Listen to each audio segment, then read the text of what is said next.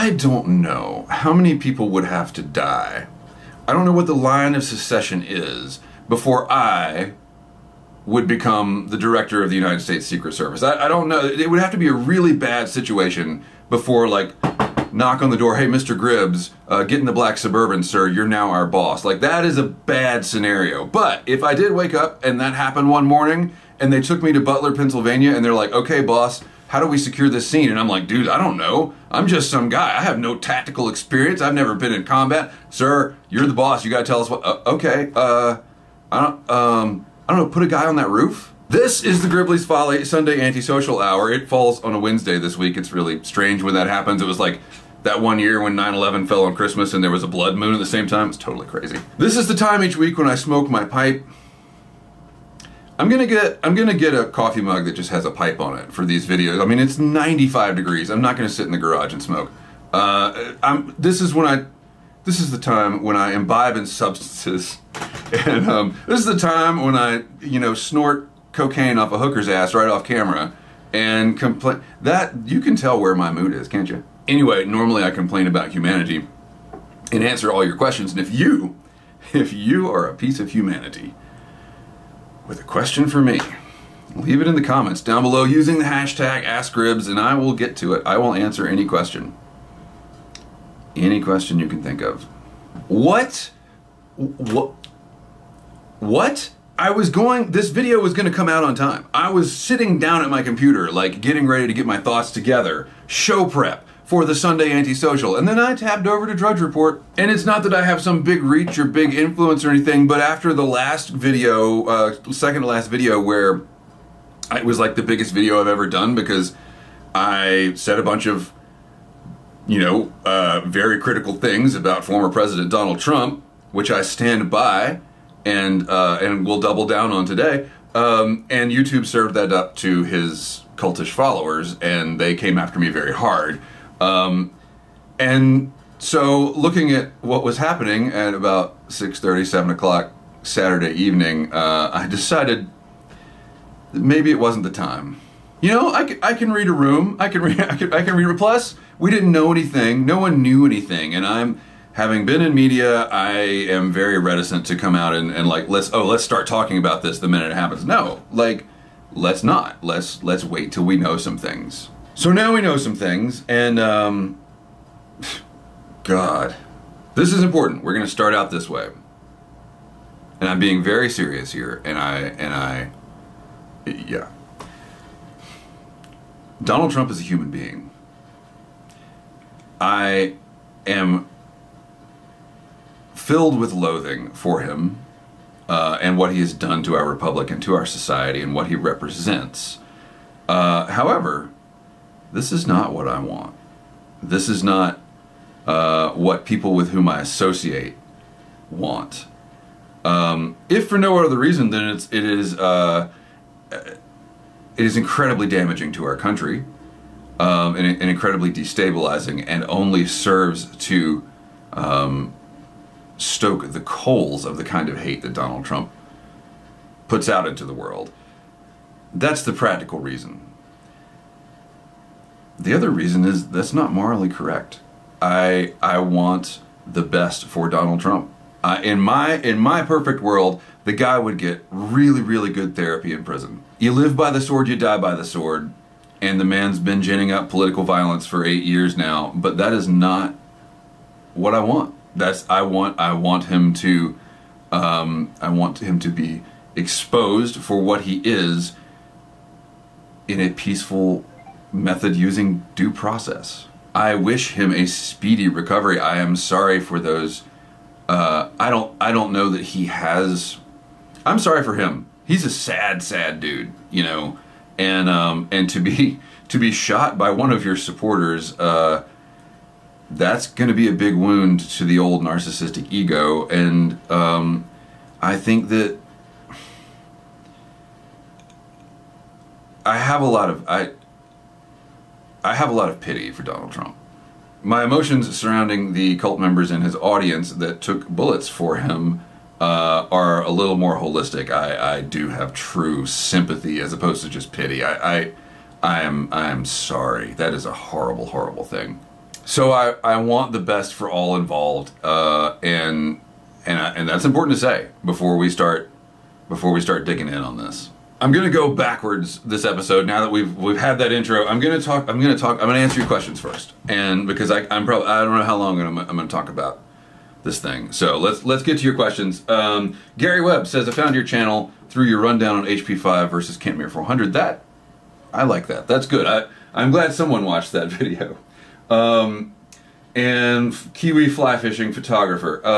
I would love to come to your place and fly fish with you for the next rest of my life and get out of this place that I'm in. See, this is why. All right, put on the happy Gribbs face. As a non-American, I look at your election race in amazement, and out of 340 odd million people, surely the two main candidates are a source of frustration for... Yeah. From the outside, RFK Jr. seems a compelling choice. Surely your views, question mark. I don't know anything about him except that if you want to take the drama out of the presidency, you don't put a Kennedy in the office. In my show prep, and just because in general I'm a morbid dude, I was reading about the assassination of RFK Sr. And I don't think most people know that was an Israeli-Palestine thing. I never knew that. I mean, I knew that Sirhan Sirhan was from the Middle East, but I didn't know that he was motivated. Anyway, yeah, RFK is a crazy person, but he seems a little more charming than either the crazy candidate or the demented candidate at this point. I'm not sure he wouldn't be of the three, even considering the parasitic brainworm thing, I'd probably take him in a toss-up, sure. Rafa asks Gribbs, I'm so sorry for you, Milwaukee. I wouldn't know that you lived in Milwaukee if you hadn't come down hard on me for saying that someone named Milwaukee would be an awkward poker player across the table, which is just a very bizarre chain of events. So much about this is very bizarre. Anyway, I hope you're out of town right now. I hope you're like having fun skiing in the Swiss Alps or something. Don't come home. Don't come back. Rafa asks Gribbs, would a bachelor party at a pipe shop be a good idea? I've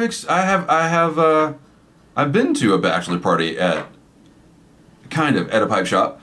And yeah, I think it's a pretty good idea, but I think that you got to be careful about the nicotine sickness. If you've got people that aren't used to it, you got to be careful about the unwary guests. John Gallieri says, how long do you give your friends second marriage? Okay, so because we went to the pipe shop for the bachelor party. How long do you give your friends second marriage before you all end up back in the cigar shop for the next bachelor party? The woman he married is incredible, and if he screws it up, this will be the least of his worries, is where he's going on his third bachelor party. We attended their wedding on Saturday, and it was gorgeous and very hot, and I think that my lens actually is still a little blurry from the sweat. I don't know how I get my sweat onto the front of my lens, but I think there was just so much sweat in the air. But other than that aspect of it, it was a gorgeous wedding, and honestly, that wasn't that bad. The thing about hot weddings is, after the first half hour, you're all kind of on the same level. You know, you spend the first half hour going, I'm the only one that's covered in my own bodily fluids. But then you realize everyone is, and then it becomes fun. You're just having a hot day, a hot party in the summer. Anyway, he better not screw it up because she's awesome, and I think he knows that. So I think they're pretty safe. Fireplug on a couple of videos ago, it was the one after the debate that got so much attention. Fireplug says, this video proves the Sunday antisocial Sunday is just a red herring. Hashtag make the antisocial great again. Ask Gribbs. A true codger is a codger weekly, not only on one day. When will your rants return as they used to? This is here. Okay, I'll use this opportunity to say I'm probably going to be taking a bit of a hiatus because it is summer wedding season. I'm going to be working real hard, and I don't have time to rant. Let me rant about not having time to rant. There's no time for anything. There's no time. You should see the reason that you're out of focus. the background is out of focus is because my office is a wreck. I have time to clean my office. I got to go pick my kid up in 24 minutes. It's a 20-minute drive. I got to go right now. I'm not going to be able to finish recording this. There's no time. Summer is hard. Kiddo's out of school. And so that means I'm photographer and YouTuber extraordinaire in addition to being a camp counselor. And I say that, you can hear the distaste in my voice, but there are fun aspects of it. Anyway, don't expect a whole lot of videos from me in the next month or so, because it is a really busy time. And I just feel like sometimes, like the best rants ever, the one about the dogs off the leash, that was a good one. I thought the tornado rant was pretty good too. But it's like I've got to be at a certain. My mood has to be good enough that I can rant about things that aren't really that big of a deal. You know what's a big deal? This is not the first. I'm going to go back to this rant. People that stop their cars in the road. I can rant about this anytime because it really is a big deal. It's like, dude, you're going to cause an accident. Don't stop. But yes, as you see now, Sunday falls on any day, and I can be a codgerly grump any time of the week. Timber Drifter, after my debate video, can you believe that was only like 2 videos ago?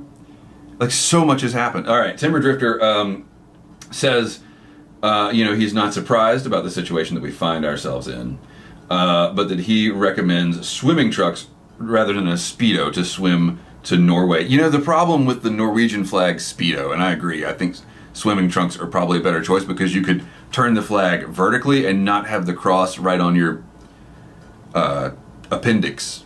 Grant Reynard says, fun fact, Canadians are bound by our fear of bears, not moose. I would so much rather take on a bear than moose.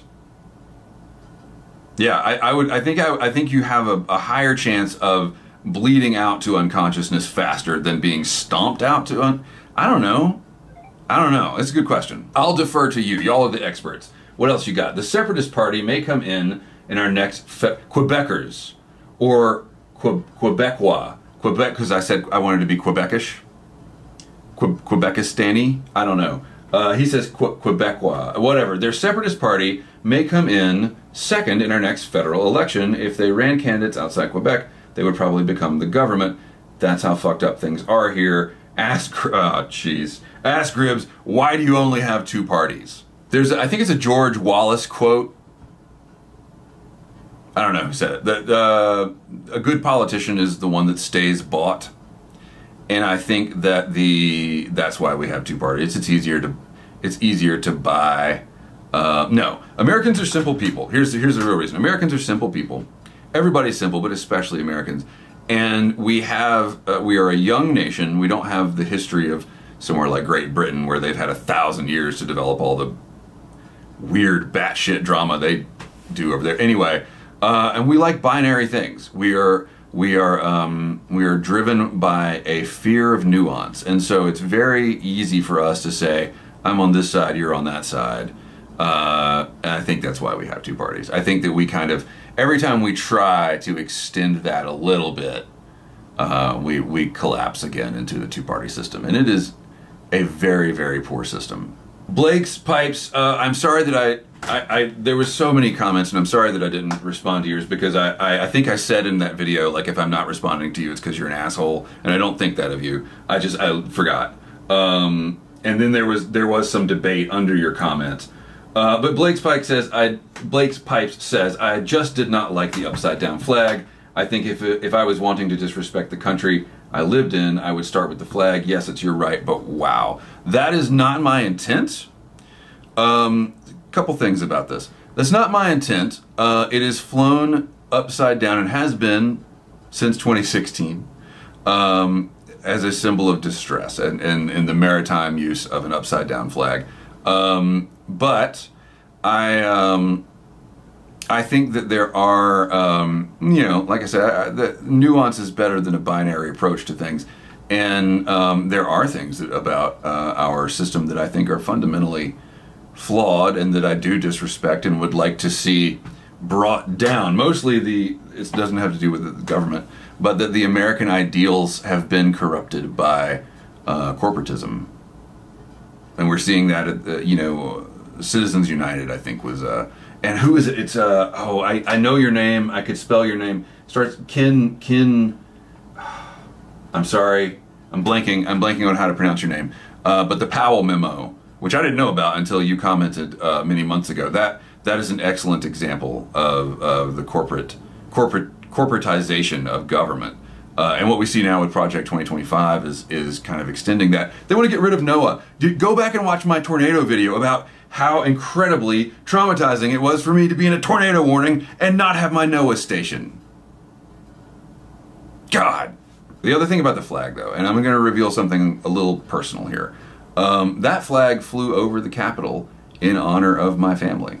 For a day. They fly a new flag every day, and they put it up there for, somebody or another, and then they can send you the flag and say this flag flew over the because a member of my family worked for a congressman on both the campaign end and as a staffer, and so it was flown over the Capitol. But yeah, so I hang it on the wall upside down, partly because I am so grateful that my father and grandfather are dead and don't have to witness what's happening to our country right now.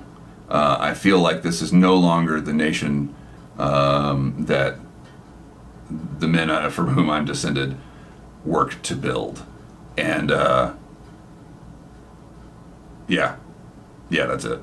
With that, I gotta get moving and go pick up the kiddo. We'll continue this in a minute.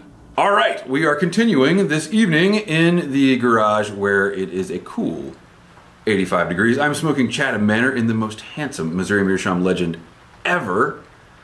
And I want to talk about, I have spoken with people who I respect, intelligent people who believed that this assassination attempt on Donald Trump was staged. And I can understand. The man cannot speak without lying. We know that he has no moral anchor or ideological compass. Of course it's staged. We dismiss conspiracy theories at our own peril. You've heard me say this many times. Conspiracy theories are the distillation of this feeling in society that we're being lied to, that something is amiss, that something's not right, but then the average person is not that smart, and even fewer of us are actually educated. It's a lot easier to believe, oh, there was a second gunman on the grassy knoll, than it is to get an advanced degree in economic policy and understand how the government is really screwing us all. So conspiracy theories serve as folklore to express this feeling, like this thing that we all know is true, that we are being exploited and lied to. The conspiracy theories are the legends that we make up to express that. So when you just dismiss them out of hand, you dismiss things like, I don't know, the Gulf of Tonkin incident. You dismiss things like the weapons of mass destruction that we never found in Iraq. How many dead Iraqis? Like 150,000 dead Iraqis? 100% there are conspiracies, but they are at a much more abstract level, and they're less conspiracy theories or conspiracies than they are the powers that be sort of procedurally generating the conditions that will fit their agenda. You set things up the way you want them, and it is more likely that things will play out the way you want them. So here is why the assassination attempt on Donald Trump in Butler, Pennsylvania was not staged. Number one, Donald Trump is a goddamn narcissist, and he would never put himself downrange of live ammo. The man is a coward, and he has no moral anchor. He has no greater cause than himself. He is not going to put himself at risk even to fire up his base before an important election. He would totally throw his audience members in front of the bullets. That's fine. He would be cool with that. Himself? No. So then the rebuttal to that is, well, what if the rounds fired at him were blanks and then they were real? No, we have New York Times photographers caught pictures of the bullet in flight streaking by his head. He was hit. Unless the liberal New York Times faked the picture for Donald Trump. So there you get into like the other reason that most conspiracy theories are bullshit is that we have to have so many people in on it that some of them would leak the truth. The other thing is most people that I have heard advance these theories do not have a lot of firearms knowledge, and they either say that rifle was way too powerful to just wound his ear, it would have blown half his head off just going by it. No. An AR-15 chambered in .556 is not a very powerful weapon. The rounds are small, they travel really fast. Bullets can do whatever they want. I could totally see it poking a hole in his ear and moving on. And the other thing is like, oh, well, there's no way a 20-year-old kid could have made that kind of shot. I was shooting bottle caps off of fence posts at that range with .22 rifles when I was that age. It's just not a hard shot. I don't understand where people are coming up with that. So we know he would never put himself in danger. We know there were live rounds very, very close to his head. I think those two things preclude a conspiracy theory. I mean, look at it like this. We got a million different theories about what happened to JFK in Dallas. None of them start with JFK staged his own assassination. Having said that, the thing that is left open, the thing that is such fertile ground for conspiracy theories is, how was that asshole able to get to the place where he could make that shot? It is incredible to the point of unbelief that a random person with a random gun from Walmart could get within shooting distance of a former president of the United States. An abject and colossal failure on the part of the United States Secret Service, who I have respected most of my life. I was raised to respect the Secret Service. One of my earliest memories is my father taking me to a presidential rally and telling me, those men with the dogs, those are not fun dogs. We don't go pet those dogs. I wish they'd had one of those dogs on the roof. Why didn't they just put a dog on the roof? Why didn't they fly a damn drone over the rally? Like, what? You can go to Best Buy and get a drone for $100. What? The director of the Secret Service got on TV and said it wasn't our fault. We delegated that to the local police department. I'm sorry. You're the United States Secret Service. You got one job, and you delegated a rooftop 150 yards away to the local police? Yes, I know they have two jobs, the other being counterfeit money. Everybody on the scene that day that was collecting a paycheck from the Secret Service had one job. And like it or not, the man is a former president. It's atrocious that this happened. I'm gonna piss even more people off here and say, look, we know the local PD is incompetent. This is a Uvalde situation. It's on the same level. We're used to this by now in the United States, of the cops not doing the exact thing that they are ostensibly there to do. The guy crawled over the building where the local PD was being staged. And then the thing that really gets me. This is the thing that really gets me. Everyone's like, how did they not shoot him immediately? How did they not shoot him when they knew he was up there? I can understand. Again, it's a lack of firearms knowledge. You got a tree between you and the shooter. What are you going to just start firing rounds through the tree? You see a guy on the roof with a rifle. You're a Secret Service. There's guys on roofs. Well, I assume that there are guys on roofs with rifles all the time in that line of work, and you have to make sure it's not one of your guys before you shoot him. I understand. Those things would make it hard for me to pull a trigger. But why didn't they get Trump off the stage? They knew for at least 90 seconds that there was a suspicious person armed in the area. Why did they not pull the protectee off the stage? The answer, as unsatisfactory as it is, and it is truly like I don't want to believe this, but I think it is. Occam's razor points this way. If you go back in history and you look at incredibly tragic incidents that changed the world, there is often a huge pile of standard incompetence behind them. Wikipedia articles to read. The sinking of the Titanic. Like an unbelievable chain of errors where at every point you're just like, really? Like you had one job. You had one job. Why didn't you do your one job? Dallas was low-hanging fruit for this, but also the attempt on Reagan's life had, I think the Secret Service performed pretty well in the moment, but there was an amazing chain of events that happened to allow John Hinckley to shoot Ronald Reagan. Read about what happened the day that the Archduke Franz Ferdinand was assassinated. It is uncanny, the chain of events that allowed his assassination to happen and thus to start World War I. What's really scary, and what conspiracy theories, the other purpose of conspiracy theories is they keep us from having to reckon with this. What's really scary is that we spend our entire lives and the entire economic output of our lives and our nations building these systems, economic systems, military systems, defense systems, and they are routinely defeated by basic human incompetence. Like a group of guys with box cutters brought down the World Trade Center.